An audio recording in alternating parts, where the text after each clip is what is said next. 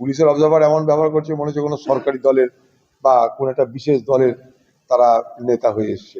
এগুলো আমরা বাংলায় দেখতে অভ্যস্ত।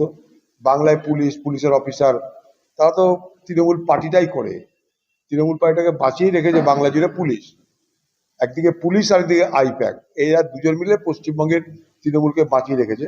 তার সঙ্গে মমতা ব্যানার্জির নাটক, মমতা ব্যানার্জির সততার নামাবলী গায়ে দিয়ে তার যে নাটক, সেগুলো কম্বিনেশনে তৃণমূল পার্টি বেঁচে আছে। কিন্তু এখন বিজেপি ও তৃণমূলের সঙ্গে পাল্টা প্রতিযোগিতায় নেমে তারাও বাইরে থেকে তাদের তাদের যারা আজ্ঞাবহ পুলিশ অফিসার তাদেরকে নিয়ে এসে ধমকি চমকি দেবে, এটা বাংলার মানুষের কাছে কখনোই গ্রহণীয় হবে না। এখন কি ঘটনা পুলিশ তদন্ত না করলে আমরা আন্দাজে বলতে পারবো না। তবে বাংলায় নির্বাচনকে কেন্দ্র করে যে সন্ত্রাস, হিংসা, গুলি, গালা, বোম, এগুলো তো এই বাংলায় আমরা দেখে অভ্যস্ত।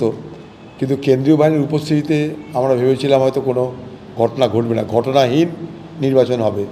কিন্তু দ্বিতীয় দফার নির্বাচন হওয়ার প্রাক্কাল থেকেই ঘটনা বহুল, হিংসা বহুল, সন্ত্রাস বহুল নির্বাচন হওয়ার আশঙ্কা কিন্তু প্রকাশ করছি। জানে এই সময় ভোটের পর তার চাওয়াচাওয়ি হবে না, ভোটের আগে যেটুকু মাল কামানো কামিয়ে নাও, এইটা গল্প। ভোটটা শেষ হয়ে গেলে তারপরে চাওয়াচাওয়ির বাজার থাকবে কি থাকবে না সে সম্পর্কে সন্দিহান তৃণমূলের লোকেরা। তাই ভাবছে সময় থাকতে করে নাও, সময় থাকতে ছেটে নাও, সময় থাকতে করে নাও, সময় থাকতে লুট করো। তাই তারা এইসব করছে। আশা তো করেছিলাম, আশার পাশাপাশি আশঙ্কাও থাকছে, কারণ দ্বিতীয় দফার ভোটে অনেক রকমের সন্ত্রাসের বাতাবরণ তৈরি হচ্ছে। প্রায় 1000-এর বেশি অপরাধীকে গ্রেপ্তার করা হয়েছে। এটা তো আমরা এখানে দেখিনি। আমরা এখানটায় তৃণমূলের অপরাধীদের গ্রেপ্তার করার জন্য বারবার করে পুলিশকে বলেছি, পুলিশ কোনো কর্ণপাত করেনি। হঠাৎ করে দ্বিতীয় দফার ভোটে পুলিশ নির্বাচন কমিশন বলছে 1000-এর বেশি অপরাধীকে গ্রেপ্তার করা হয়েছে। অবাক লাগছে আমার কাছে। হয়তো তারা বিশেষভাবে দ্বিতীয় দফার ভোটে বেশি নজর দিতে শুরু করেছে। অবসর আর কোথায়, প্রতিদিন কিছু না কিছু কাজ করছে। তো 2 দিন ধরে তো ঘুরে এলাম বাইরে, কলকাতা গেলাম, আসানসোল গেলাম, এখানে চলছে। যেমনকার কাজ তেমনই, আমার তো নতুন কিছু নাই।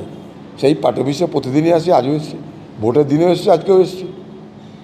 তৃণমূলে বিশেষ করে মুর্শিদাবাদ জেলায় দেখা যায় তৃণমূলের অধিকাংশ নেতা নেত্রীরা তারা অলরেডি ভ্যাকসিন কাটাতে, কেউ গোয়া, কেউ ওদের পয়সা প্রচুর, আমাদের তো পয়সা নেই অত, কী করবো ভাই। ভ্যাকেশন কাটাতে এখন বিজেপির সঙ্গে লাইন মারতেও যাচ্ছে অনেকে। আপনাদেরকে বলে রাখি, এখানে যারা যারা হারবে তারা এখন থেকে বিজেপির সঙ্গে লাইন মারতে লেগে গেছে।